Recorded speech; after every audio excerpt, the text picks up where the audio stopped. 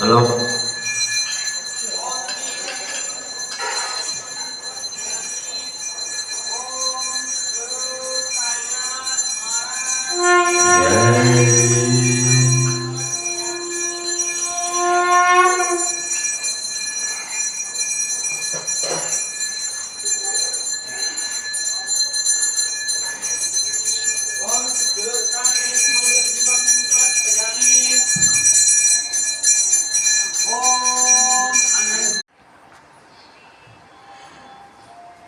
ओम सच्चिदानंद सद्गुरु साईनाथ महाराज के अन्नम नैवेद्यम समर्पयामि।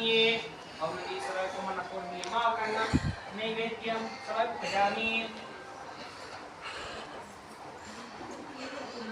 ओम सद्गुरु साईनाथ महाराज के अन्नम नैवेद्यम समर्पयामि। ओम सद्गुरु दत्तात्रेय स्वामी अन्नम नैवेद्यम समर्पयामि। ओम अनंतवाणी ब्रह्मांड नायक राजाधिराज योगिराज परब्रह्म श्री सच्चिदानंद साईनाथ महाराज के अन्नम नैवेद्यम समर्पयामि।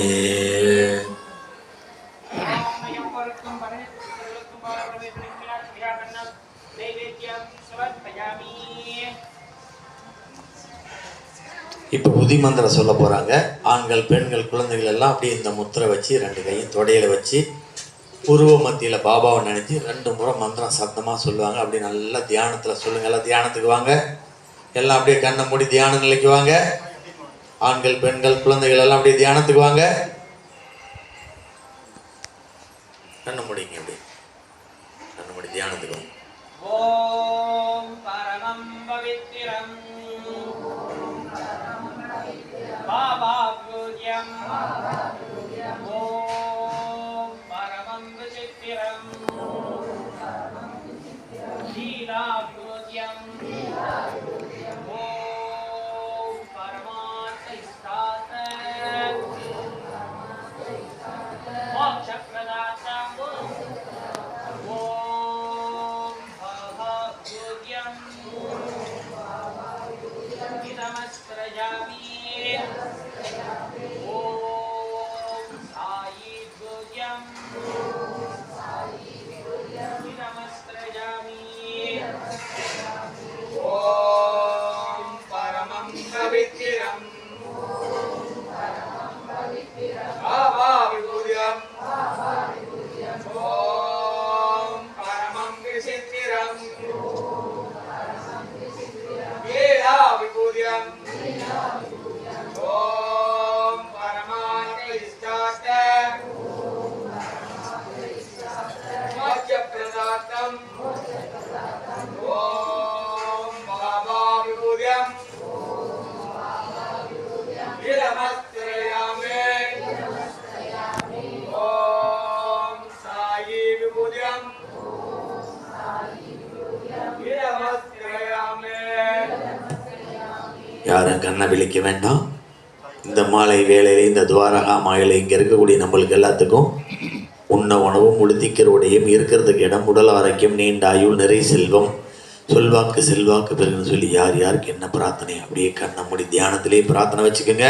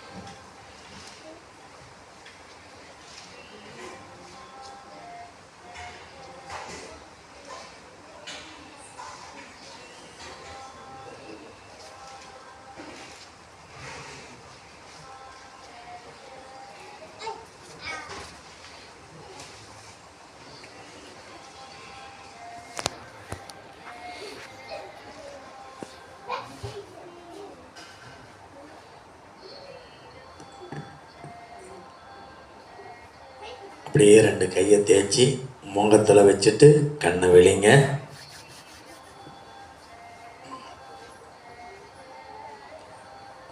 சாய்பாபா அப்படிங்கிறவர் துவாரகா மாயி அப்படிங்கிற ஒரு மசூதியில் 60 ஆண்டு காலம் வாழ்ந்தார்.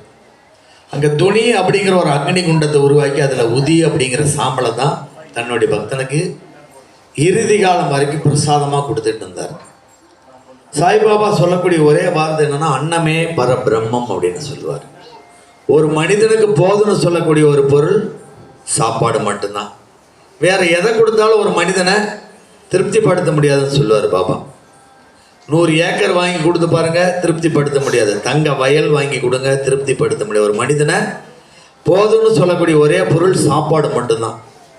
வள்ளலார் சொல்லுவார், தயவு, கருணை, பிறர் பசியை போக்குதல் இவை எங்கே நடக்குது அங்கே நான் வந்துடுவேன் அப்படின்னு சொல்லுவார். வள்ளலார் சொல்லுவார், நீ ஒருத்தருக்கு உணவு கொடுக்குற மட்டும்தான் உன்னுடைய வேலை. அவனை கையெடுத்து கும்பிடணும், காலில் விழுகணும், நமஸ்கரிக்கணும் அப்படின்னு நீங்கள் எதிர்பார்க்கக்கூடாது. நீ உணவை கொடுத்துட்டு மட்டும் வந்துட வேணும். அவன் சாப்பிட்டுட்டு சொல்லுவான், அப்பா நல்ல சாப்பாடு எனக்கு இன்னைக்கு கிடைச்சது அப்படின்னு சொல்கிறப்ப பஞ்சபூதங்களை முன்னே ஆசீர்வதிக்கப்படும் அப்படின்னு சொல்லுவார். நாம் எந்த கோவிலுக்கு போகிறதுக்கு முன்னாடி நாம் எல்லாரும் நிறைய பேர் ஒரு கடமை செய்கிறத தவறிக்கிட்டே இருக்கிறோம். குலதெய்வ வழிபாடு அப்படிங்கிறத நிறைய பேர் மிஸ் பண்ணிடுறோம். 160 பேர் குலதெய்வம் கோவிலுக்கு போகிறது கிடையாது. அப்போ நமக்கு எப்படி கோரிக்கைகளாக நிறைவேறும், நமக்கு எப்படி துன்பங்கள் தீரும், கஷ்டங்கள் தீரும் சொல்லுங்க பார்க்கலாம். குலதெய்வத்தினுடைய அருள் இருந்தால் தான் இங்கே குருவோட அருளே கிடைக்கும். குருவோட அருள் இருந்தாலும் நீங்கள் மேலே போனால் திருவோட அருள் கிடைக்கும். குலதெய்வ வழிபாடுன்னு நினச்சிட்டா எல்லாரும் என்ன சொல்கிறாங்க, என்ன நினச்சிக்கிறாங்கன்னா, ரெட்டை கெடா வெட்டணும், வேல் குத்திக்கணும், நாட்கள் அளவு குத்திக்க வேணும், இந்த மாதிரி பிரம்மாண்டத்தை தான் சொல்கிறாங்க குலதெய்வ வழிபாடு அப்படிங்கிறது.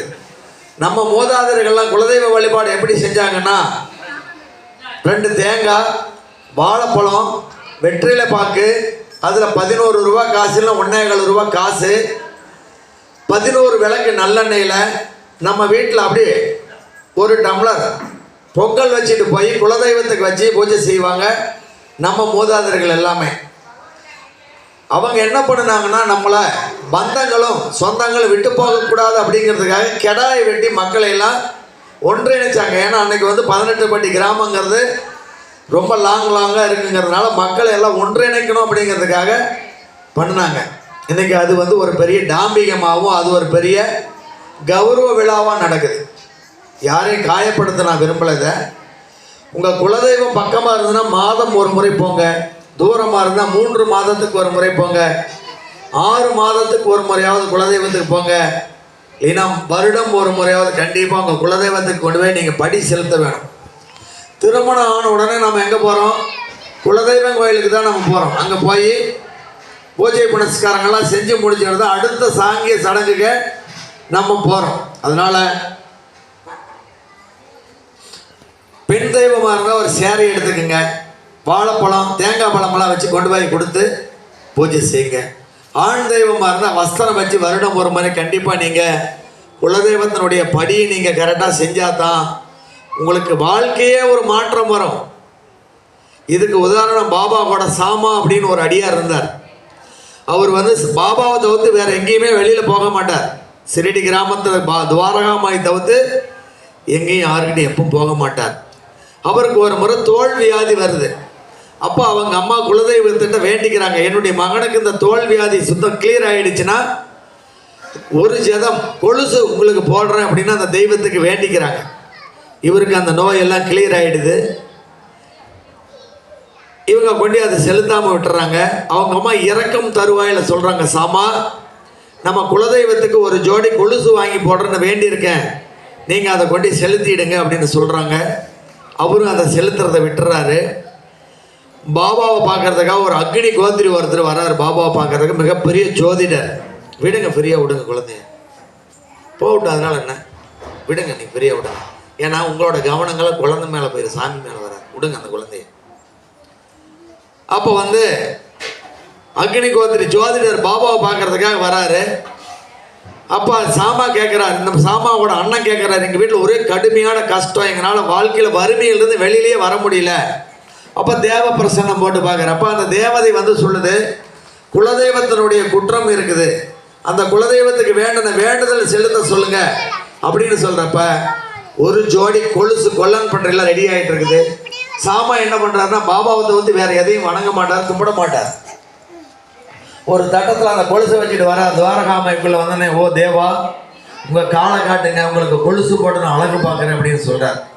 அதுக்கு பாபா சொல்றார், சாமா தயவு கூர்ந்து உங்க குலதெய்வத்துக்கு கொண்டு அங்கே கொடுத்துட்டு வாங்க.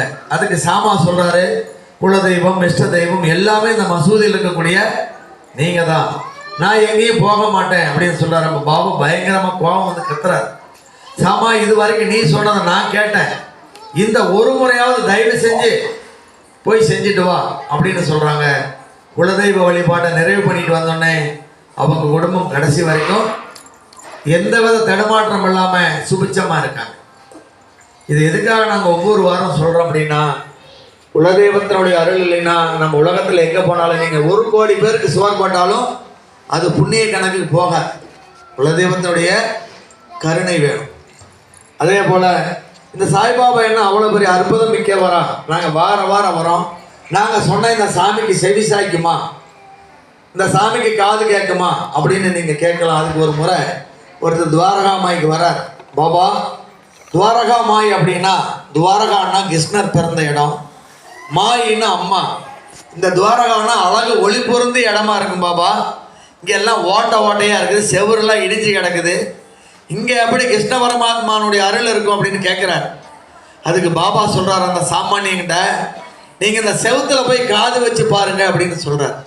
அவர் போய் செவுத்தில் காது வைக்கிறப்ப புல்லாங்குழல் இசைக்கிற சத்தம் அவ்வளோ இனிமையாக கேட்டோடனே பாபா கிட்ட சொல்கிறார், மாப் கருது பாபா, என்னை மன்னிச்சிருங்க, இது கிருஷ்ணர் வாழக்கூடிய இடம் தான் அப்படின்னு சொல்கிறார். பாபா வந்து ஒவ்வொரு இடத்துலையும் சொல்லுவார், என்னுடைய அன்பும் கருணையும் ஆசீர்வாதம் நிறைந்த இடம் தான் துவாரகாமாயி அப்படின்னு சொல்லுவார். சரி, இந்த பாபாவுக்கு என்னுடைய கோரிக்கைகளும் நான் வைக்கக்கூடிய விண்ணப்பங்களும் இவருக்கு தெரியுமா? அதுக்கு ஒரு அற்புதமான ஒரு கதையை சொல்ல போகிறோம். தேம்போ சாமி அப்படின்னு சொல்லி கர்நாடகாவில் மிகப்பெரிய ஒரு அக்னி கோத்திரி சித்தர். சிரடியிலேருந்து எப்பவுமே 2 பேர் வந்து வருஷத்தில் ஒரு முறை அவரை பார்க்கறதுக்காக போவாங்களாம். போய் ஒரு 3 மாதம் தங்கி அவருக்கு சேவை செஞ்சுட்டு இருப்பாங்களாம். ஒரு முறை போய் அவருக்கு சேவை செஞ்சுட்டு இருக்கிறப்ப அந்த தேம்போ சாமி, நாங்கள் வீட்டுக்கு போகிறோம், எங்களுக்கு உத்தரவு கொடுங்க இருக்கிறப்ப உத்தரவு கொடுக்குறாரு. அப்போ அவர் என்னங்கிற ஒரு தேங்காயை எடுத்து, என்னுடைய சகோதரர் சமத்த குரு சாய்நாத் மகாராஜுக்கு இதை கொண்டு சமர்ப்பணம் பண்ணிருங்க அப்படின்னு கொடுத்து விடுறாரு. அவங்க வர்றாங்க. சிரடிக்கு முன்னாடி ஒரு 18 கிலோமீட்டருக்கு முன்னாடி துங்கபத்ரா ஆறு ஓடும். 2 பேரும் காலையில் அந்த ஆற்றுல குளிச்சோன்னு பசி எடுத்துக்குது. இவங்க கிட்ட கார பூந்தி தான் இருக்குது. சாப்பிட்றாங்க, ரொம்ப காரமாக இருக்குது. உடனே கூட வந்தவர் சொல்கிறாரு, இந்த தேங்காயை உடைங்க 2 பேரும் சாப்பிட்டோம்னா காரம் அடங்கிடும் அப்படின்னு சொல்கிறாங்க. தேங்காயை உடைச்சி சாப்பிட்டோன்னே காரம் அடங்கிடுது, பசி அடங்கிறது. துவாரகாமாய்க்குள்ளே உள்ளே வந்தோடனே பாபா கிட்ட வரப்போ பாபா கேட்குறார், ஓ மகனே, என்னுடைய நண்பர் தேம்போ சாமி கொடுத்த அந்த தேங்காய் எங்க அப்படின்னு கேட்குறாரு. ஓ பாபா, எங்களை மன்னிச்சிருங்க, நாங்கள் இந்த காரணத்துக்காக இந்த தேங்காயை சாப்பிட்டுட்டோம், என்ன கடைவீதியில் போய் உங்களுக்கு 2 தேங்காய் வாங்கிட்டு வரட்டுமா அப்படின்னு அவங்க கேட்குறாங்க. அதுக்கு பாபா சொல்கிறாரு, என்னுடைய நண்பர் கொடுத்த அந்த தேங்காய்க்கு இணையாக அது இருக்குமா, அந்த தேங்காய் தான் எனக்கு வேணும் அப்படின்னு கேட்குறாரு. நான் மன்னிச்சிருங்க பாபா, மாப் கருது அப்படின்னு சொல்கிறப்ப பாபா சொல்கிறாரு, நீ வெறும் கர்த்தா, காரணம் நான் தான், நான் இல்லாமல் அந்த தேங்காயை நீ உடைச்சிருக்க முடியாது, சாப்பிட்ருக்கவும் முடியாது, அதனால் நான் செஞ்சேன் நீ சொல்லிட்டு தெரிய வேண்டாம், என்னுடைய அனுமதி இல்லாமல் உன்னால் எதுவுமே செய்ய முடியாது அப்படின்னு சொல்கிறார். எந்த இடத்துலையுமே நான் இல்லாமல் உன்னால் இயங்க முடியாது, அதனால் நான் செஞ்சால் என்னுடைய இதெல்லாம் நீ சொல்லிட்டு டாம்பிகம் பண்ணிட்டு தெரிய வேண்டாம் அப்படின்னு சொல்கிறார். விரதம் அப்படிங்கிற பேரால் நம்ம நிறைய பேர் உடம்பு வருத்திக்கிறோம். பாபா சொல்லுவார், விரதம் அப்படிங்கிற பேரில் எந்த இடத்துலையுமே உன்னை வருத்திக்க வேண்டாம் அப்படின்னு சொல்லுவார். ஏன்னா நீ சாப்பிடாமல் இருந்தீங்கன்னா எப்படா மதியம் 12 மணி வரும், ஆரத்தி முடியும், சாப்பிடலாம்னு சொல்லி உன்னுடைய கவனங்கள்லாம் உணவின்பால் ஈர்க்கப்பட்டுரும். உன்னுடைய எண்ணங்கள்லாம் எங்கிட்ட உன்னுடைய கதைகளை சொல்ல முடியாது, உன்னுடைய சங்கல்பத்தை வைக்க முடியாது, எங்கிட்ட உன்னால் பேசவே முடியாது அப்படிங்கிறார். அதனால் நல்லா முதல்ல சாப்பிட சொல்கிறார். நல்லா சாப்பிட்டு அவர் சொல்கிறார், என்னை வெறும் சித்திரமாக பார்க்காத, கற்சிலையாக பார்க்காத, உயிர் உள்ள ஜீவனாக பாரு, எங்கிட்ட பேசு, அப்போ தான் உனக்கு ஏதாவது நான் செய்ய முடியும்னு சொல்கிறார். இங்க இருக்கிற நாம யாராவது கடவுள்கிட்ட போய் பேசுறோமா? பேசுறது கிடையாது. நம்மளோட துன்பம் வந்த உடனே ஃப்ரெண்டுக்கு ஃபோன் பண்ணுவோம், பக்கத்தால வீட்டுக்காரர்கிட்ட சொல்லுவோம், எதுக்கால வீட்டுக்காரர்கிட்ட சொல்லி, ஏன்னா அவன்லாம் தான் ஊர் புறம் போய் நம்மளை கேவலப்படுத்திடுவான். அதனால தயவு கூர்ந்து உங்களுக்கு எவ்வளோ மன கஷ்டம் வந்தாலும் பாபா அப்படிங்கிற ஒரு பெரிய அச்சய பாத்திரம் நம்ம கையில் எப்பவுமே இருக்கு. அல்ல குறையாத அச்சய பாத்திரம் இது. இது கற்பக விருட்சம், ஸ்தல விருட்சம் இது. அதனால உங்களுக்கு எவ்வளவு துன்பம் வந்தாலும் அவர் என்ன சொல்றாரு, என்னுடைய போட்டோ ஒன்று வை. இந்த ஜனங்கள்லாம் சொல்லுவாங்க, நான் பால் பேடா சாப்பிடுவேன், லட்டு சாப்பிடுவேன், பிரியாணி சாப்பிடுவேன், கேசரி சாப்பிடுவேன். அதெல்லாம் நீ நம்பாத. அவனுடைய டாம்பிங், அதாவது அவனுடைய பணக்காரத்தன்மை வெளிப்படுத்துறதுக்காக சொல்லிட்டு தெரியுமா, அதெல்லாம் நீ நம்பாத, ஏற்றுக்காதங்கிற. என்னுடைய ஃபோட்டோ ஒன்று வை, அதுக்கு 2 விளக்கு வை, 1 டம்ளர் தண்ணி வை, உன் வீட்டில் என்ன இருக்குதோ வச்சுட்டு பாபா இதை சாப்பிடுங்கன்ட்டு மனசு முதல்ல அமைதிப்படுத்து. பாபா இன்னைக்கு நான் செய்யக்கூடிய செயல்களில் எவ்வளோ இடையூறுகள் வரலாம், இன்னல்கள் வரலாம், துன்பங்கள் கூட வரலாம், நான் போகக்கூடிய பாதைகளில் கஷ்ட நஷ்ட கண்டம் தண்டங்கள்லாம் கூட வரலாம். நீங்கள் தாயாகவும் தந்தையாகவும் குருவாகவும் இருந்து மலரை போன்ற ஒரு மென்மையான பாதை அமைச்சு கொடுத்து என்னுடைய ஒவ்வொரு வேலையில் எனக்கு முன்னாடி போய் செஞ்சு கொடுங்க அப்படின்னு சொல்லிட்டு நீங்கள் போய் பாருங்க. இந்த மகா யோகி, இது சத்தியம். உங்களுக்கு முன்னாடி ஆட்டோவில் ஒரு ஸ்டிக்கராக போகும், இல்லை காரில் போகும். நீங்கள் பஸ்ஸில் போனீங்கன்னா அந்த பஸ்ஸில் யாராவது பைய வச்சுருந்தாங்கன்னா கூட அதில் இருப்பார். குரு வந்து எப்பவுமே நமக்குள்ளேயே தான் இருப்பார். சரி, இந்த குருவுக்கும் கடவுளுக்கு புதுசாக நிறைய பேர் வந்திருப்பீங்க. குருவுக்கும் கடவுளுக்கும் என்ன வித்தியாசம் அப்படின்னு ஒரு அற்புதமான உண்மை கதையை நாங்கள் சொல்ல போகிறோம். குரு வந்து சிஷ்யன் வீட்டுக்கு கடவுளை கூட்டிகிட்டு போகிறார். சிஷ்யங்கிட்ட சொல்கிறார், கடவுள் வந்திருக்கார், முதல்ல நமஸ்கரிச்சுக்க அப்படிங்கிறார். அதுக்கு கடவுள் சொல்கிறார், முதல்ல உங்கள் குருவை நமஸ்கரிச்சுட்டு எங்கிட்ட வாங்க. கடவுள்கிட்ட வரார். கடவுள் சொல்கிறார், உங்கள் குருவிட்ட போய் நமஸ்கரிச்சுங்க. மறுபடியும் குரு சொல்கிறார், நான் உன் கூடையே இருக்கிறவன் தான். கடவுள் அப்படிங்கிறவர் எப்போவாவது ஒரு முறை வருவார், நீ முதல்ல அவர்கிட்ட போ. அப்போ கடவுள் சொல்கிறாரு, பிராப்தம் சஞ்சிதம் ஆகாமியம், நீ என்ன புண்ணிய பாவம் தர்மம் செஞ்சையோ அதுக்கு தகுந்த மாதிரி உனக்கு நான் ப்ளஸ் பண்ணி நான் மறைஞ்சிடுவேன். குரு அப்படிலாம் கிடையாது. நீ வந்த உடனே முதல்ல உன்னை உட்கார வச்சு உன்னுடைய கதைகள் எல்லாம் கேட்டு உன்னை செம்மைப்படுத்தி ஒரு மனிதனாக்கி உயர்ந்த நிலையில் பார்க்கக்கூடியவர் தான் குரு. அதனால் முதல்ல குருவை கும்பிடு அப்படின்னு சொல்கிறார்.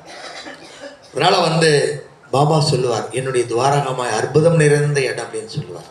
என்னுடைய அன்பும் கருணையும் ஆசீர்வாதம் நிறைந்த இடம் தான் துவாரகாமாய். அவர் சொல்கிறாரு, ஓ சாமா, எப்பெல்லாம் எனக்கு மனவழி மனச்சோறு வருது அப்பெல்லாம் அப்படியே இந்த அம்பிகையை தொடவுவேன்.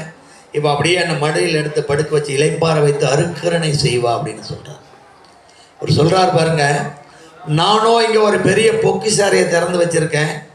எங்கிட்ட வரவங்களாம் 1 கொடு, 5 கொடு, 10 கொடுன்னு தான் கேட்குறாங்க. 500 கொடு, 1000 கொடு, லட்சம் கொடு, கோடி கொடுன்னா நான் கேட்டால் கொடுக்கறதுக்கு தயாராக இருக்கேன். ஆனால் எங்கிட்ட யாரும் கேட்க மாட்டேங்கிறாங்க அப்படின்னு சொல்கிறார். நீங்கள் என்ன பண்ணுனீங்களாலும் தயவு கூர்ந்து எந்த கோவிலுக்கு போனாலும் நிர்பந்தம் கடவுள்கிட்ட வைக்காதீங்க. நான் 9 வாரம் வரேன், எனக்கு இது செய்ய, 3 வாரம் வர இதை செய்ய, 11 வாரம் வர இதை செய்ய, தொடர்ந்து 3 வருடம் வர இதை செய்ய. நாம் ஒருத்தர் அன்னைக்கு வந்தார், 3 வருஷம் பழனி போகிறேன்னு வேண்டிக்கிட்டேங்க, 2 வருஷம் போனால் எனக்கு ஒன்றுமே நடக்கலை. 3 வருஷம் தான் கடவுள்கிட்ட அவர் போய் நிர்பந்தம் வச்சுட்டு வந்திருக்கார். 3ஆவது வருஷம் நடக்கலைன்னா முருகப்பெருமான்கிட்ட போய் கேட்கலாம். ஒருத்தர் வந்தார், 11 மாதம் திருப்பதி நடந்து மேலே ஏறதா வேண்டுனுங்க, எனக்கு 10 மாதம் போயிட்டு ஒன்றுமே நடக்கலைன்னார். இன்னும் 1 மாதம் போ, நடந்தே தீரும். 11ஆவது மாதம் முடிச்சுட்டு வரார், அவருக்கு என்ன தேவையோ அது நடக்குது. தயவு கூர்ந்து எந்த கோவிலுக்கு போனாலும் 2 விஷயத்த மனசில் வச்சுக்கோங்க. உங்கள் குலதெய்வத்தை முதல்ல உங்கள் கூட்டில் கும்பிட்டுட்டு தான் பையே எடுக்கணும். ஏன்னா குலதெய்வம் வந்து இங்கே சொன்னால் தான் அங்கே இருக்கிற பரிவார தெய்வங்கள் உங்களுக்கு வேலை செய்யும். குலதெய்வம் சொல்லலைன்னா பரிவார தெய்வம் கம்முன்னு தான் வந்திருக்கும். வந்த உடனே உங்கள் குலதெய்வத்தை நினச்சிட்டு நான் வந்திருக்கிறேன், எனக்கு இதெல்லாம் கோரிக்கை, இது எனக்கு செஞ்சு கொடு, இதை நீ செஞ்சு கொடுத்தா என்னால் உனக்கு என்ன செய்ய முடியுமா நான் செய்கிறேன் அப்படின்னு வேண்டிக்கணும். அன்னைக்கு ஒருத்தர் வந்திருந்தாங்க, குழந்தை இல்லைன்னு, பழனி முருகனுக்கு தங்கத்தேர் இழுக்கிறேன்னு வேண்டுனாங்களாம். முருகர் வந்து கேட்குறார், தங்கத்தேர் இழுக்கிறேன்னு சொன்னாங்க, கேட்டா ஆமாம். ஒரு கருப்பு சாமி வந்து நிற்கிது, கேட்டால் கெடா வெட்டுறேன்னாங்களாம். ஏன்னா நீங்கள் எங்கே வேண்டுதல் வச்சிங்களோ அந்த வேண்டுதல் நிறைவேற்றலைன்னா அந்த தெய்வம் உங்களுக்கு கொடுக்கக்கூடிய நற்காரியங்களை தடுக்கும். இன்னொரு கதை, பாபாவோட கதையை சொல்லிட்டு உரையை முடிக்க போகிறோம்.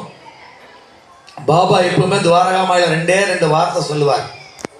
என்னுடைய மொழிகள் பொய் போகாது, என்னுடைய வார்த்தைகள் உண்மையானது, சக்தி வாய்ந்தது அப்படின்னு சொல்லுவார். அதுக்கு ஒரு உதாரணம் சொல்கிறேன். ஒருத்தர் பாபாவை பார்க்கறதுக்கு வரார். வந்து சொல்கிறார், பாபா எங்கள் வீட்டில் 501 அந்தனருக்கு நாங்கள் உணவு கொடுக்கறதா முடிவு பண்ணியிருக்கிறோம். நீங்கள் கண்டிப்பாக துவாரகாமாயிலிருந்து வரணும் அப்படின்னு கேட்குறாரு. அதுக்கு பாபா சொல்கிறார், நான் வரனா இல்லையோ ஏன் சார்பாக உங்கள் வீட்டுக்கு 3 பேர் வருவாங்க அப்படின்னு சொல்லிட்டு போயிடுறாரு. வாரம் வாரம் அந்த கதையை நாங்கள் சொல்லிட்டு தான் இருக்கிறோம். தம்பி அந்த பால் பசியம் அப்போ இவர் சொல்லிட்டு போகிறப்ப கோபர்கான் ரயில்வே ஸ்டேஷனில் ஒருத்தர் எதுக்கால வர்றார். அவர் வந்து பசுக்கள் எல்லாம் பாதுகாக்கக்கூடியவர். அவர் இவர்கிட்ட கேட்குறார், இந்த மாதிரி நான் பசுக்கள் எல்லாம் பாதுகாக்கிறதுக்கு ஒரு மடம் வச்சுருக்கிறேங்க, எனக்கு கொஞ்சம் நன்கொடை கொடுங்க நீங்கள் அப்படின்னு கேட்குறாரு. இவர் சொல்கிறார், எங்கிட்ட நிறையா நன்கொடை கொடுத்துன்னு இப்போ கொடுக்குற அளவுக்கு என்கிட்ட ஒன்றும் இல்லை அப்படின்னு சொல்லிட்டு போயிடுறார். அவர் வீட்டில் அந்த அன்னதானம் நடக்கக்கூடிய நாள் வருது. இந்த பசுக்காக நன்கொடை கேட்டவர் இவர் வீட்டுக்கு போகிறார். அப்போ இவர் நினைக்கிறார், நாம் அன்னைக்கே இவருக்கு காசு இல்லைன்னு சொல்லிட்டு இவர் எதுக்கு இன்றைக்கி இங்கே வரார் அப்படின்னு சொல்கிறாரு. அப்போ அவர் கேட்குறாரு, இன்றைக்கி உங்கள் வீட்டில் 501 அந்தனருக்கு நீங்கள் அன்னம் வழங்குறதா இருக்குதான், நாங்கள் ஒரு 3 பேர் வந்து கலந்துக்கிறோம், எப்போ வரட்டும் அப்படின்னு கேட்குறாங்க. 12 மணிக்கு மேலே வாங்க அப்படின்னு சொல்லிடுறாரு. அப்புறமேட்டு 12 மணிக்கு மேலே வந்து இவங்க சாப்பிட்டுட்டு போயிடுறாங்க. உடனே அவர் பயங்கர டென்ஷனில் பாபாவுக்கு ஒரு லெட்டர் எழுதுறாரு. பாபா நீங்கள் வரேன்னு சொல்லிட்டு என்னை ஏமாற்றிட்டீங்க, உங்கள் மொழிகள் பொய் போயிடுச்சு, உங்கள் வார்த்தைகள் உண்மை இல்லை, உங்கள் வார்த்தைகள் சக்தி வாய்ந்தது கிடையாதுன்னு ஒரு லெட்டர் எழுதுறார். சாமா அந்த லெட்டர் எடுத்துகிட்டு உள்ள துவாரகாமாய்க்குள்ள பாபா பயங்கரமாக கத்துறார். சாமா, நான் அந்த மடையங்கிட்ட என்ன சொன்னேன், ஏன் சார்பாக 3 பேர் வருவாங்கன்னு சொன்னேன், நான் வரேன்னு சொன்னேன்னா 3 பேர் வந்து சாப்பிட்டாங்களா இல்லையா, அவனுக்கு எழுது லெட்டர் அப்படிங்கிறார். அப்போ சாமா சொல்கிறார், ஓ தேவா, கடிதத்தை கூட நான் பிரித்து பார்க்கல, இதுக்குள்ள இருக்க உண்மையை சொல்கிறீங்களே அப்படின்னு சொல்கிறார். ஓ சாமா, நான் சாப்பிட்டுட்டு இங்கே சும்மா உட்கார்ந்துட்டு இருக்கிறான்னு இந்த ஜனங்களாக நினச்சிக்கிட்டு இருக்கிறாங்க, அவன் அன்றாடம் எங்கிட்ட கொடுக்கக்கூடிய கணக்கு இறைவனாக எஜமான் அவனுக்காக நான் சமர்ப்பணம் பண்ணி இங்கே உட்காந்துட்டு இருக்கிறேன் அப்படின்னு சொல்கிறார். உடனே அந்த லெட்டர் அங்கே போனோன்னே அவர் ஒடியாந்து, பாபா மாப்பு கருது பாபா, என்ன நீங்கள் மன்னிச்சிருங்க, உங்கள் மொழிகள் பொய் போகாது, உங்கள் வார்த்தைகள் உண்மையானது, சக்தி வாய்ந்தது அப்படின்னு சொல்கிறார். இதே மாதிரி இன்னொரு கதையை சொல்லிட்டு முடிக்க போகிறோம். மும்பையிலேருந்து 2 பேர் கிளம்புறாங்க. இது எதுக்காக நாங்கள் சொல்கிறோன்னா, நாங்கள் இந்த சாமிகிட்ட சொன்னால் அது நடக்குமா அப்படின்னு நீங்களாம் நினச்சிடக்கூடாது. எந்த சாமிகிட்ட வேணாலும் நடக்கும். அதுக்கு தான் விவேகானந்தர் ஒரு வார்த்தை சொல்லுவார், முடியாது என்பது மூடத்தனம், முடியும் என்பது 10 விரல்களுக்கு மூலதனம், உன்னுள்ள இருக்கக்கூடிய ஆன்மீக சக்தியை வெளிப்படுத்து, இந்த உலகம் உனக்கு வசப்படும் அப்படின்னு சொல்லுவார். அப்துல் கலாம் அடிக்கடி ஒரு வார்த்தை சொல்லிக்கிட்டே இருப்பார், நம்ம நாட்டில் ஒரு பெரிய வியாதி இளைஞர்களுக்கு மக்கள்கிட்டே இருக்குது, முடியாதுங்கிற ஒரு வியாதி நம்ம மக்கள்கிட்ட நிறைய இருக்குது அப்படின்னு சொல்லுவார். முடியாதுங்கிற பேச்சுக்கு இங்கே இடம் இல்லை. போன வாரம் ஒரு அம்மா வந்திருந்தாங்க.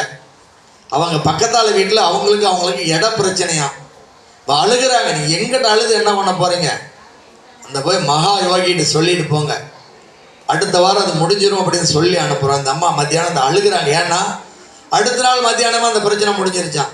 அப்போ அந்த அம்மா என்ன விண்ணப்பம் வச்சுருப்பாங்க, பாபா பயங்கர வேகம், ஒளியை விட 1000 மடங்கு சக்தி வாய்ந்தவர், ஆனால் நீங்கள் விண்ணப்பம் வச்சுக்கிட்டே இருக்கணும். நாம் என்ன பண்ணுறோம், 4 வாரம் வரோம், நடக்கலைன்னா 5ஆவது வாரம் பையன் கீழே வச்சுட்டு கம்முன்னு சோர்வடைஞ்சிடறோம். ஆனால் இந்த 5 வாரம் வந்தால் தான் அதுக்கப்புறம் தான் நம்மளை கதையில புரட்டுவார். பாம்பேலேருந்து 2 பேர் கிளம்புறாங்க. அப்போ ஒருத்தர் சொல்கிறார், 2 நிபந்தனை வைக்கிறார். ஒரு நிபந்தனை, பாபாவோட காலில் நான் விழமாட்டேன் அப்படிங்கிறார், அவசியம் கிடையாது அப்படிங்கிறார். இன்னொரு கோரிக்கை, நான் காசு அவருக்கு கொடுக்க மாட்டேன், அவசியம் கிடையாது, தேவைப்பட்டால் கொடுங்க அப்படிங்கிறார். 2 பேர் வர்றாங்க. துவாரகாமாய்க்குள்ள கால் எடுத்து வச்சுன்னு பாபா சொல்கிறார், ஓ மகனே வா அப்படின்னு சொல்கிறார்.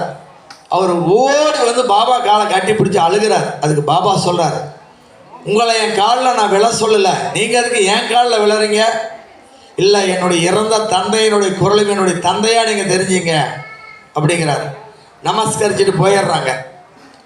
அடுத்த நாள் வந்தவர்கிட்ட 17 ரூபா பணம் வாங்கிக்கிறார். அடுத்த நாள் விடைபெறுறப்ப மறுபடியும் அவர்கிட்ட 17 ரூபாய் கேட்குறார்.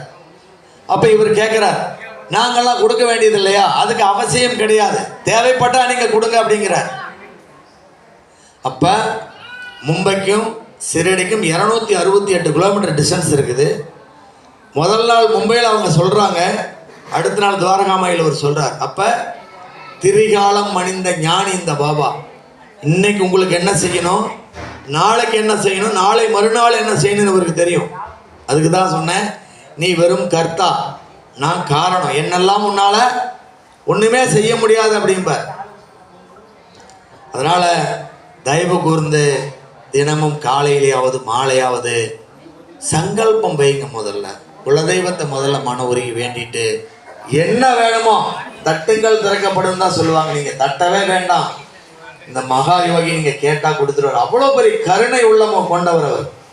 அவர் சொல்றார் பாருங்க, நான் ஏழைகளுக்குள் ஏழை, என்னுடைய பக்தனுடைய பாத கமலத்தை தரிசிக்க நான் ஏங்கிட்டு உட்கார்ந்துருக்கேன், அவனுடைய மலத்துல நான் புழுவா இருக்க கடமைப்படுறேன் அப்படிங்கிறார். அடுத்த வார்த்தை சொல்றார், நான் அடியாருக்கெல்லாம் அடியார், யாரெல்லாம் எனக்கு வேலை செய்யறானா அவனுக்கு நான் வேலைக்காரன் சாமா அப்படிங்கிறார். அதனால நீங்க பாபா கோவிலுக்கு வந்தா முதல்ல உங்க செல்லெல்லாம் சைலண்ட்ல போட்டுக்கணும், உங்களுடைய எண்ணங்கள் எல்லாம் பிரார்த்தனையில் இருக்கணும். கடவுளை போய் நாளைக்கு வெளியில குறை சொல்லக்கூடாது. தயவு கூர்ந்து எந்த கோவிலுக்கு போனாலும் உங்க 50,000 ரூபாய் செல்வம் இருந்தாலும் அதை முதல்ல சைலண்ட்ல போட்டுக்கணும். அமைதியா நீங்க எதுக்காக வந்தீங்க? நம்ம உடம்புல 7 சக்கரா இருக்கு, யாருக்காவது தெரியுமா? இப்போ நீங்க எல்லாம் உட்காந்து எந்த கோயிலையாவது உங்களை இப்படி உட்காந்து தியானம் பண்ண வச்சு விடுறாங்களா? விட மாட்டாங்க. எதுக்காக உங்களை உட்கார வைக்கிறதுனா 7 நாளுமே நீங்க ஒவ்வொருத்தரும் ஒவ்வொரு வகையான மனநிலையில பாதிச்சிருப்பீங்க, ஒவ்வொருத்தரும் ஒவ்வொரு வகையான பிரச்சனையில இருப்பீங்க. அதனால இந்த ஒரு அரை மணி நேரமாவது உங்களுடைய எண்ணங்கள் பூராமே சாமி கிட்ட இருக்கணுங்கிறதுக்காக நம்ம உடல்ல மூலாதாரம், சுவாதிஷ்டானம், மணிப்புரகம், மனாகம், விசித்தி, ஆக்னியா, பராபரம் அப்படின்னு சொல்லி 7 சக்ராஸ். இந்த சாய்பாபா என்ன சொல்லுவாருன்னா, சடங்கு, சாங்கியம், சம்பிரதாயம், இந்த ஆகம விதிக்கெல்லாம் நான் அப்பாற்பட்டவங்கிறார். நீ சுடுகாட்டில் நின்று என் நாமத்தை ஜபிச்சாலும் நான் மறுகாண வந்துடுவா, நீ என்னை கூப்பிடு அப்படின்னு சொல்றார். அவர் சொல்றார், யாரெல்லாம் எனக்கு இந்த ஜென்மமே போதும், இன்னொரு ஜென்மம் வேண்டாண்டா அப்படின்னு நினைக்கிறவன்லாம் தினம் என் சாய்நாமத்தை ஜபிக்க சொல்லுங்கிறார். என் சாய்நாமத்தை ஜபிச்சு ஜென்மமே அவனுக்கு கடந்தேறும் அப்படிங்கிறார். அவர் சொல்றார் பாருங்க, என்னுடைய பக்தனை நான் பார்க்கணும்னு முடிவு பண்ணிட்டேன்னா 3000 மைலுக்கு அப்பால் இருந்தால் கூட சிட்டுக்குருவி காலில் கைத்த கட்டி இருக்கிற மாதிரி அவனை நான் ஒரே இழப்பா இந்த மசூதிக்கு இழுத்துக்குவேன் அப்படின்னு சொல்றார். அவ்வளோ சீக்கிரமெல்லாம் யாரும் சிரடி போயிட முடியாது, அவனுடைய அழைப்பு இருந்தால் மட்டுமே போக முடியும். அவர் சொல்றாரு, என்னுடைய பக்தன் எல்லாம் போன ஜென்மத்தில் கிருஷ்ணனுடைய பக்தனாக இருந்திருப்பான் அப்படின்னு சொல்றார். ஓம் அப்படின்னா பிரபஞ்சம், சாய்னா பாபா, ராம்னா ராமபிரானை குறிக்குது. இந்த ஓம் சாய்ராம் அப்படின்னா என்ன பலன் அப்படின்னு சொல்லிட்டு ஒரு உரை முடிக்க போறோம். மகா பெரியவர், காஞ்சி பெரியவர் சந்திரமௌலீஸ்வரருக்கு ஒரு ஆயிரக்கணக்கான லட்சக்கணக்கான பேர் இருக்கிறாங்க. ஓம் சங்கரா ஓம் சங்கரான்னு ஒழிச்சிட்டே இருக்குது. சந்திரமௌலீஸ்வரர் பூஜை செஞ்சுட்டு இருக்கிறார். பூஜை செஞ்சு முடிச்ச உடனே தன்னுடைய ஆசனத்தில் அமர்றார். அமர்றப்போ ஒருத்தர் ஓடி மகா பெரியவா, எனக்கு கடுமையான பிரச்சனை, என்னுடைய மனைவி பிரிஞ்சிட்டா, என்னுடைய வேலை போயிடுச்சு, பயங்கரமான கடன்ல இருக்கிறேன், எனக்கு ஆசீர்வாதம் பண்ணுன்னு சொல்றாரு. அதுக்கு மகா பெரியவா சொல்றார், உங்களோட வரிசை வர வரைக்கும் போய் சாய்ராம் ஓம் ஓம் ஓம் ஸ்ரீராம் ஓம் ஸ்ரீராம் ஓம் ஸ்ரீராம் சொல்லிட்டே இருக்குன்னு சொல்றார். நான் கஷ்டத்தை சொன்னா ஓம் ஸ்ரீராம் சொல்றீங்களே மகா பெரியவா அப்படின்னு சொல்றாங்க. நீங்க போய் சொல்லுங்க அப்படின்னு உடனே அவருடைய வரிசை வரப்ப மறுபடியும் சொல்றார், இந்த 1 மணி நேரம் என்ன நீங்க பண்ணிக்கிட்டு இருந்தீங்க அப்படின்னு கேட்கிறார். ராம ஜபம் ஜபிச்சுக்கிட்டு இருந்தேன். 48 நாள் காலையிலையும் சாயங்காலமும் 1 மணி நேரம் ராமநாம ஜபிங்க முதல்ல போய் அப்படின்னு சொல்றார். இவரும் போய் 48 நாள் ஜபிச்சு முடிக்கிறார். 48வது நாள் பிரிந்த மனைவி வந்துடுறா, இழந்த வேலை கிடைச்சிருது,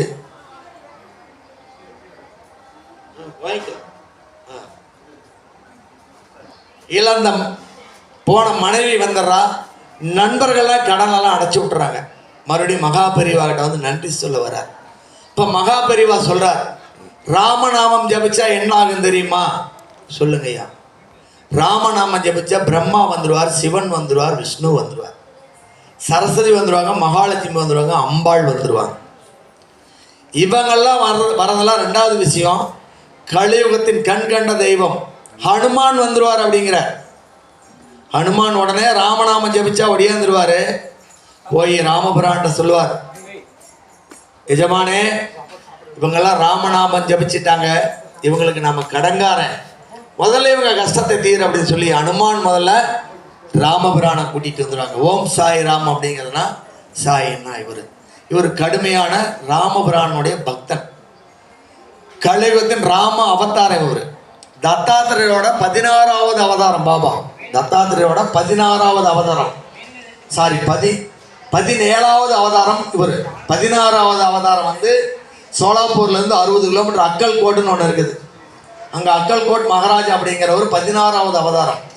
இவர் தத்தாத்திரேயோட 17வது அவதாரம். அதுக்கு தான் ஒரு அம்மா லட்சுமி பாய் சிண்டேன்னு ஒரு அம்மா இருந்தாங்க. இவர் காட்டுக்குள்ளையெல்லாம் பயிர் வரோம், அந்த அம்மா சாப்பாடு கொண்டுட்டு போயிட்டு இருக்கிறாங்க. ஒரு நாள் சொல்றாரு, அந்த அம்மா காலை டபாரும் தொட்டு கும்பிடுறாங்க. அந்த அம்மா சொல்றாங்க, ஓ தேவா, நீங்க எவ்வளோ பெரிய கடவுள், ஏன் காலை போய் தொட்டு கும்பிடுறீங்களே பாபா. அம்மா, போன பிறவில நீங்க எனக்கு தாய், இந்த பிறவிலையும் நீங்க எனக்கு தாய், அதனாலதான் நீங்க எனக்கு உணவு கொடுக்குறீங்க அப்படின்னு சொல்லிட்டு கண்ணை மூடுங்கம்மா அப்படின்னு சொல்லிட்டு கண்ணை மூடிட்டு திறக்க சொல்றாரு. பாபா தத்தாத்திரேயோட அவதாரமா இருக்காரு. குரு பிரம்மாவும் நானே, குரு விஷ்ணுவும் நானே, குரு தேவோ மகேஸ்வரம் நானே, குரு சாட்சாத் பரபிரம்மம் ஜெகத் தஸ்மை ஸ்ரீ குருவும் நானே அப்படிங்கிறார். நீ என்ன பிரம்மாவா பார்த்துட்டா நான் பிரம்மா, சிவபெருமானா பார்த்துட்ட சிவன், விஷ்ணுவா பார்த்தா விஷ்ணு. நேரம் ஆயிடுச்சு, உரை முடிக்க போறோம்.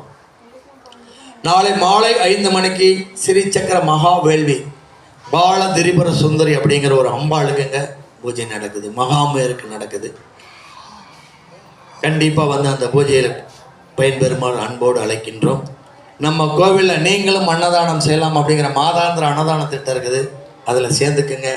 மாதம் 250 ரூபா கொடுத்தீங்கன்னா உங்கள் பேருக்குங்க சாப்பாடு போட்டு பிரார்த்தனை வைப்பாங்க. வந்தீங்கன்னா பாபா உருவாக்கப்பட்ட துணி என்ற அக்னி குண்டம் ஒன்று இருக்குது. ஒரு தேங்காய் மட்டையை வாங்கி இடது கையில் வச்சு வலது கை மேலே வச்சு உங்களோட எண்ணங்களை பூரா ப்ரேயர் பண்ணி கொண்டு அந்த போடுங்க. விளக்கு இவருக்கு ரொம்ப பிடிக்கும், விளக்கு காட்டுங்க. தயவு கூர்ந்து நீங்கள் கொடுக்கக்கூடிய காணிக்கையில் தான் இங்கே சாப்பாடுலேருந்து லைட்லேருந்து எல்லாமே எரியுது. அதனால் நன்கொடை யாருனாலும் எவ்வளோ கொடுக்க முடியுமோ கொடுத்து இந்த ஆலய வழிபாடு சிறப்பிக்குமாறு அன்போடு கேட்டுக்கொள்கிறேன். தொடர்ந்து 8 வருடங்களாக எங்களுக்கு நன்கொடை அளித்த அத்தனை நல்லுள்ளங்களுக்கும் கோடான கோடி நன்றி பாபா சார்பா பொறுப்பாதங்களில் சமர்ப்பணம் செய்கிறோம். பாபா சொல்லுவார், அன்னமே பரபிரம்மம், ஒரு மனிதனுக்கு போதுன்னு சொல்லக்கூடிய பொருள் சாப்பாடு மட்டும்தான். இன்னைக்கு அன்னதானம் செய்யக்கூடியவங்க ஸ்ரீதர், பிரியதர்ஷினி, தேஜஸ்வி, சம்யுக்தா அப்படிங்கிறவங்க தான் அன்னதானம் போடுறாங்க. இந்த அன்னம் போடக்கூடிய அந்த குடும்பத்துக்கு உண்ண உணவும் உடுத்திக்கிற உடையும் இருக்கிறதுக்கு இடம், உடல் ஆரோக்கியம், நீண்ட ஆயுள், நிறை செல்வம், சொல்வாக்கு செல்வாக்கு பெருகி பல்லாண்டு பல்லாண்டு பல கோடி நூற்றாண்டு அவங்க வம்சமெல்லாம் செல்வ செழிப்பாக இருக்குன்னு சொல்லி எல்லாம் அப்படியே கண்ணை மூடி ஒரு நிமிஷம் அவங்களுக்காக ஒரு ப்ரேயர் பண்ணிக்கோங்க. எல்லாம் அப்படி நல்ல ஒரு ப்ரேயர் பண்ணிக்கோங்க.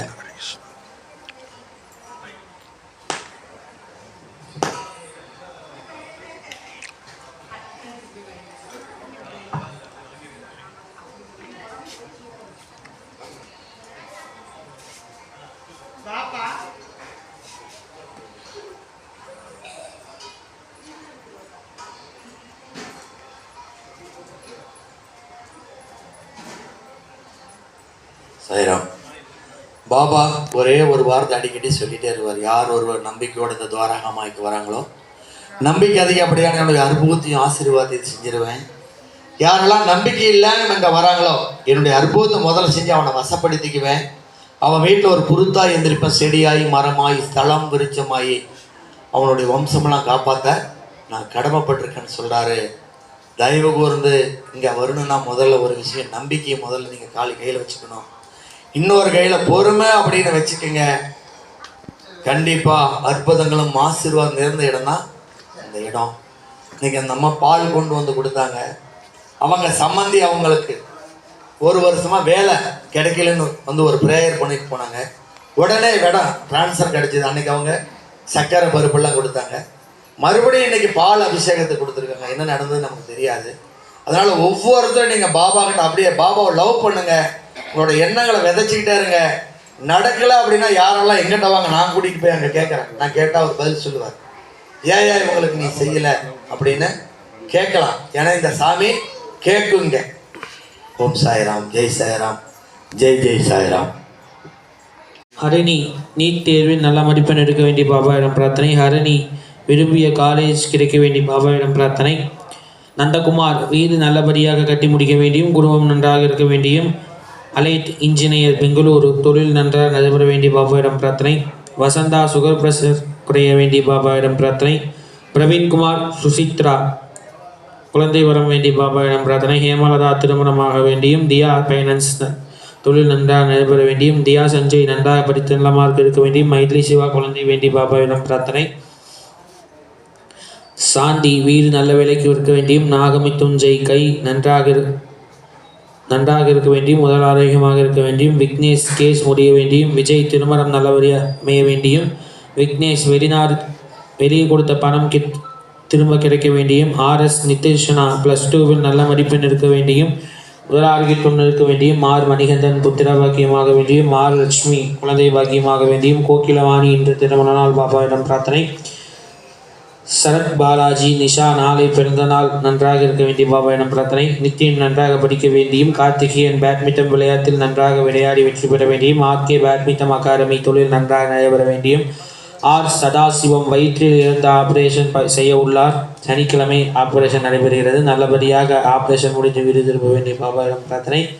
கலாமணி காளிதாஸ் தொண்டை புண் சரியாக வேண்டியும். காளிதாஸ் ஆரோக்கியமாக இருக்க வேண்டியும். வண்ணம் கிராபிக்ஸ் துரைசாமி தொழில் நன்றாக நடைபெற வேண்டியும்.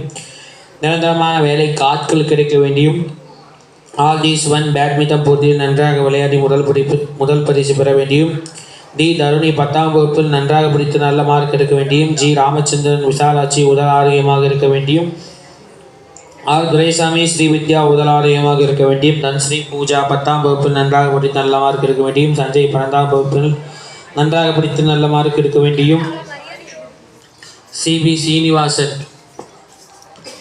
இந்த குடும்பம் ஒன்று சேர வேண்டியும். நல்ல இன்ஜினியரிங் காலேஜில் பேராசிரியர் வேலை கிடைக்க வேண்டிய பாபாவிடம் பிரார்த்தனை. நமிதா வேலைக்கு நாளை இன்டர்வியூ நடைபெறுகிறது. நல்ல ரிசல்ட் வர வேண்டிய பாபாவிடம் பிரார்த்தனை. APS டிசைனர் பவானி தொழில் நன்றாக நடைபெற வேண்டிய பாபாவிடம் பிரார்த்தனை. அதிகமான ஆர்டர்கள் வர வேண்டிய பாபாவிடம் பிரார்த்தனை. சாந்தி உடல்நலம் நன்றாக இருக்க வேண்டியும். கணேஷ் நிரந்தர தொழில் அமைய வேண்டிய பாபாவிடம் பிரார்த்தனை. DNR சுப்பிரமணி சுசீலா தொழில் குடும்பம் நன்றாக இருக்க வேண்டியும். ஸ்ரீவாரு PUC சித்தா ஆயுர்வேதா சென்டர் தொழில் நன்றாக நடைபெற வேண்டிய பாபாவிடம் பிரார்த்தனை. ஜமுனாத்திக்ஸ் தொழில் நன்றாக நடைபெற வேண்டிய பாபாவிடம் பிரார்த்தனை. விஸ்வின் சில்க்ஸ் ஃபேஷன் தொழில் நன்றாக நடைபெற வேண்டிய பாபாவிடம் பிரார்த்தனை. ஸ்ரீ சாய் டைப் ஆஃபீஸ் தொழில் நன்றாக நடைபெற வேண்டிய பாபாவிடம் பிரார்த்தனை. ஸ்ரீராம் டிவி சென்டர் தொழில் நன்றாக நடைபெற வேண்டிய பாபாவிடம் பிரார்த்தனை. இன்று பிறந்தநாள் காணும் சச்சின் சகஸ் உதர ஆகியோருக்கு நீண்ட ஆயுளோடு இருக்க வேண்டிய பாபாவிடம் பிரார்த்தனை. சாய்ராம். காலையிலிருந்து நிமிட வரை நிறைய பேர் திருமணம் ஆகணும்னு சொல்லியிருக்காங்க, அவங்களுக்காகவும். நிறைய பேர் அரசு வேலை வேணும், தனியார் வேலை வேணும்னு சொல்லியிருக்காங்க, அவங்களுக்காகவும். நிறைய பெண்மணிகள் குழந்தை பாக்கி ஆகணும்னு சொல்லியிருக்காங்க, அவங்களுக்காகவும். நிறைய பெண்மணிகள் குழந்தை சுகப்பிரசவம் ஆகணும்னு சொல்லியிருக்காங்க, அவங்களுக்காகவும். பூ வாங்கி கொடுத்துருக்காங்க, ஊடுபத்தி வாங்கி கொடுத்துருக்காங்க. இன்றைக்கு அன்னதானத்துக்கு உண்டான காணிக்கை கொடுத்து இருக்காங்க, அவங்களுக்காகவும். போன வாரம் நம்ம ஆலயத்திற்கு காணிக்கை கொடுத்து இருக்காங்க, அவங்களுக்காகவும்.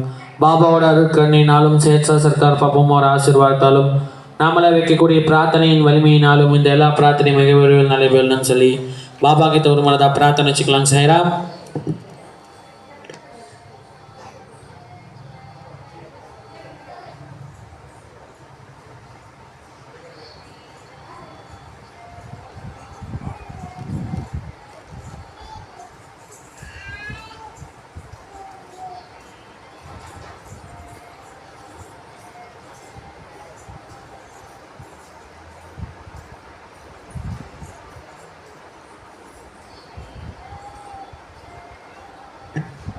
எல்லாம் அந்த தியானத்தில் இருங்க. சாய்ராம். சொல்லக்கூடிய மந்திரத்தை சத்தமாக திருப்பி சொல்லுங்க. ஓம் சாய் நமோ நமஹ. ஸ்ரீ சாயி நமோ நமஹ. ஜய ஜய சாயி நமோ நமஹ. சத்குரு சாயி நமோ நமஹ. ஓம் சாய் நமோ நமஹ. श्री साई नमो नमः। जय जय साई नमो नमः। सद्गुरु साई नमो नमः। ओम साई नमो नमः। श्री साई नमो नमः। जय जय साई नमो नमः। सद्गुरु साई नमो नमः। ओम गुरु सरकार देवाय कर्मबंध निवारणी त्रिमुक्त यात्माह रूपाय प्रसन्नय नमो नमः। ओम भुक्ति मुक्ति पादस्वरूपिणी आत्मानंद ज्योति वैरागिनी तामस गुण परिहारिणी तत्वभाव भक्ति कलैवाणी देव संभूत पापम्मा शरणं शरणार्थी। ओम श्री गुरुभ्यो नमः। ओम श्री गुरुभ्यो नमः। ओम श्री गुरुभ्यो नमः। ओम श्री राम जय जय राम। ओम श्री राम जय जय राम। ओम श्री राम जय जय राम। ओम श्री राम जय जय राम। ओम श्री राम जय जय राम। ओम श्री राम जय जय राम। ओम श्री राम जय जय राम। ओम श्री राम जय जय राम। ओम श्री राम जय जय राम। ओम श्री राम जय जय राम। ओम श्री राम जय जय राम। ओम श्री राम जय जय राम। சாய்ராம். அப்படி ரெண்டு கையும் மெதுவாக தேய்ச்சிக்கோங்க. மெதுவாக கண்ணில் ஒட்டிக்கிட்டு மெதுவாக கண்ணை தொடங்க. ஓம் ஹர ஹர நம பார்வதி வரையே ஹர ஹர மகாதேவா. தென்னாளுடைய சிவனே போற்றி, நாட்டவர்க்கும் நிறைவா போற்றி. ஏகம் பத்துரையெய்தாய் போற்றி, பாகம் பெண்ணுருவானாய் போற்றி. பராய் துறை மேறிய பரணே போற்றி, சிராப்பள்ளி ஏறிய சிவனே போற்றி. ஆதக மதுரை அரசே போற்றி, கூடக விரும்பின் குருமணி போற்றி. தென் தில்லை மண்டினுளாடி போற்றி, இன்றனக்காரமுதானாய் போற்றி. மூவா நான்மறை முதல்வா போற்றி, சேவா செங்குடி சிவனே போற்றி. ஆரூரமந்த அரசே போற்றி, சீரால் திருவையாரா போற்றி. அண்ணாமலையின் அண்ணா போற்றி, கண்ணாரவுடக்கதலே போற்றி. காவாய் கனகத்திரலே போற்றியும், கைலை மலையானே போற்றி போற்றி. ஓம் பூவியர்கோன் வெற்புயர்ந்த புகழியர்கோன் கலல் போற்றி. ஆலிமிசைகள் மிதப்பின் அணிந்த பிரானடி போற்றி. வாலி திருநாத பூர்வந்தொன் பதம் போற்றி. ஊழிமணி திருவாத ஊரார் திருத்தாலடி போற்றி போற்றி. ஓம் வேதநரிதலை தோங்க விகு செய்வத்துறை விளங்க. பூத பரம்பரை புரிய புனிதவாய் மலல் தருவ. சீரவயல் புயத்துந்தின் திருஞான சம்பந்தன் பாதமர திருத்தொண்ட திருத்தொண்டர் பரவுவாம்.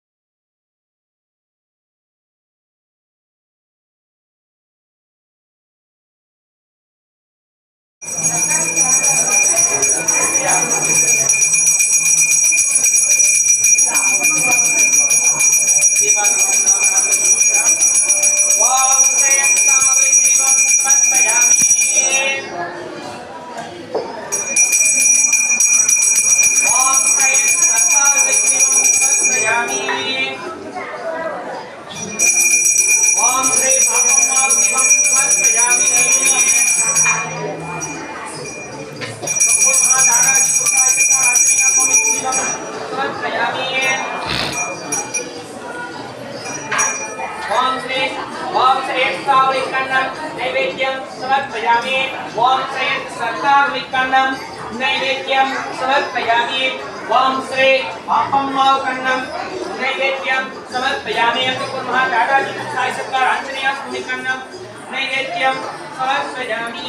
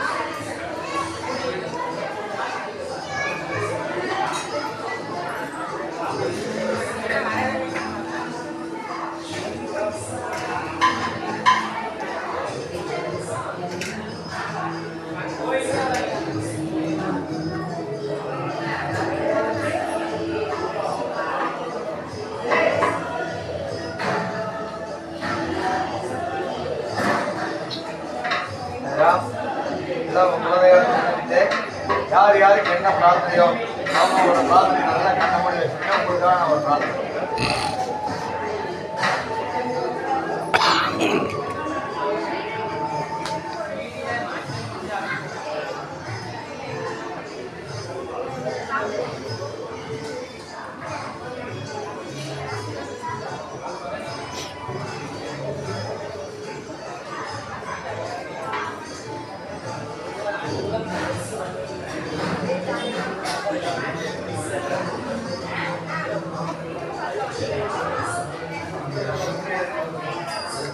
ओम सरकार ओम सरकार ओम सरकार ओम शक्ति ओम शक्ति ओम शक्ति ओम श्री राम जय राम जय जय राम